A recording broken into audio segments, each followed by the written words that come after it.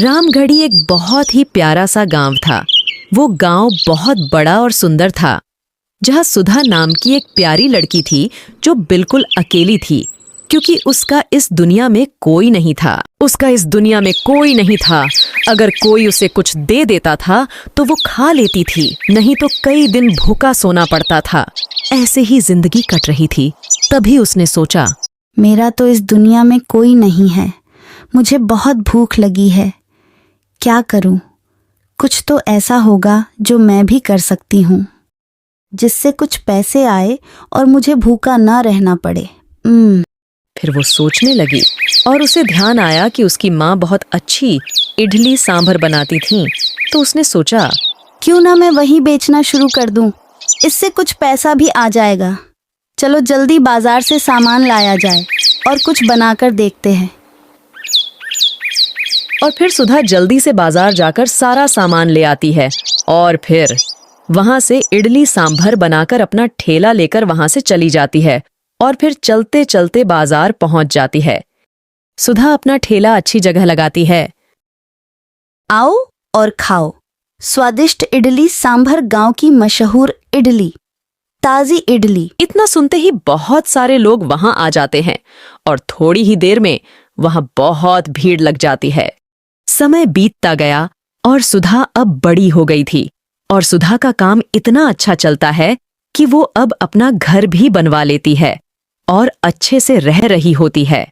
सुधा अपना ठेला अब कहीं और लगाती थी, क्योंकि जहां वो पहले ठेला लगाती थी वहां अब घर बन गए थे और इसी वजह से उसकी इडली और बिकने लगी। लेकिन उसकी दुकान के सामने वाला मुकेश उससे बहुत जलता था, क्योंकि उसके यहाँ अब कोई नहीं आता था। देख रहा है नरेंद्र, हमारी कैसे मट्टी पीटी है ससुराई।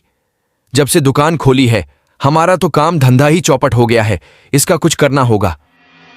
तू एक काम कर, कल जब ये यहाँ आए इसके रास्ते में कांटों वाली रस्सी डाल दियो और इसका ठेला ही पंचर कर दे, और फिर देखते हैं कैसे बेचेगी इडली और इडला। अगली सुबह जब सुधा वहां से जा रही थी तभी वैसा तो कुछ नहीं होता जैसा मुकेश और उसके नौकर ने सोचा था।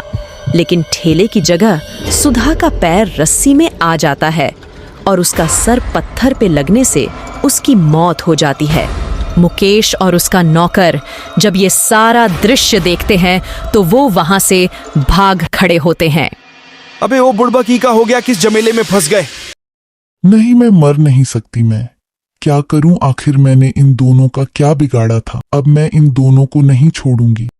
कुछ भी कहो भाई, लेकिन जो भी हुआ अच्छे के लिए हुआ। अब यहाँ कोई भी इडली या अनाप शनाप बेचने वाला नहीं है। अब तो हमारे ही समोसे बिकेंगे। तभी उनकी ये सारी बातें चुड़ैल सुन लेती है और जल्दी से अपना भेस बदलकर वहां पहुंच जाती है और कहती है, चाहे कुछ भी हो जाए, मुझे इन्हें सबक सिखाना होगा, नहीं तो पता नहीं ये कितना नीचे गिरेंगे अपना धंधा चलाने के लिए। भैया, ओ भैया सुनिए, क्या मुझे इडली सांभर मिल सकती है खाने के लिए? मुझे वो बहुत पसंद है। यहाँ सिर्फ समोसे ही मिलते हैं, खाने हो तो खाइए, वरना यहाँ ऐसा कुछ बकवास नहीं मिलेगा। पूरा मूड खराब कर दिया। इडली सांभर का नाम लेकर ऐसा क्या है उसमें? देखा, तुम अपने ग्राहकों से ऐसे बात करते थे, इसलिए वो मेरे पास अपने आप आते थे, और तुमने अपनी गलती न देखकर सारा इल्जाम मुझ पर लगाया और मुझे मार दिया। इतना सुनते ही दोनों मुकेश और उसका नौकर कांपने लग जाते हैं और नौकर बोलता है, क्या मतलब है तुम्हारा? इतना सुनते ही दोनों वहां से भाग खड़े होते हैं और जल्दी जल्दी भागने लगते हैं ताकि अपनी जान बचा सके। तभी वो चुड़ैल उनके सामने आ जाते हैं और मुकेश का शरीर उलझा देती है। तभी वो दोनों जान की भीख मांगने लग जाते हैं। सुधा बुरी नहीं थी, इसलिए वो उनके सामने एक शर्त रखती है, अगर तुम मेरे शरीर का अंतिम संस्कार कर दो तो मैं तुम्हें माफ कर दूंगी, क्योंकि मेरा इस दुनिया में कोई नहीं है। फिर वो दोनों अपनी इस गलती के लिए सुधा से माफी मांग लेते हैं और उसका अंतिम संस्कार करने के लिए राजी हो जाते हैं और कहते हैं, सुधा बेटी, मुझसे बहुत बड़ी गलती हो गई, मुझे माफ कर दो। जो भी मैंने किया, मैं लालच में इतना अंधा हो गया कि तुम्हारी जान ले ली, लेकिन वो तार तुम्हारी जान लेने के लिए नहीं था। मुझे माफ कर दो बिटिया। और उसी रात वो दोनों मिलके सुधा का अंतिम संस्कार कर देते हैं और अगले दिन से ही मेहनत के रास्ते पर चलने लग जाते हैं। इसके साथ साथ मुकेश अपनी दुकान में सुधा का फोटो भी लगा देता है और उसकी दुकान भी अच्छी चलने लग जाती है। हेलो दोस्तों, आपको हमारी ये हॉरर और मोरल स्टोरी कैसी लगी कमेंट करके जरूर बताएं ताकि हम और स्टोरीज बना पाए। और हमारे channel Comet Tales and Adventure को सब्सक्राइब, लाइक, शेयर करना ना भूलें। धन्यवाद।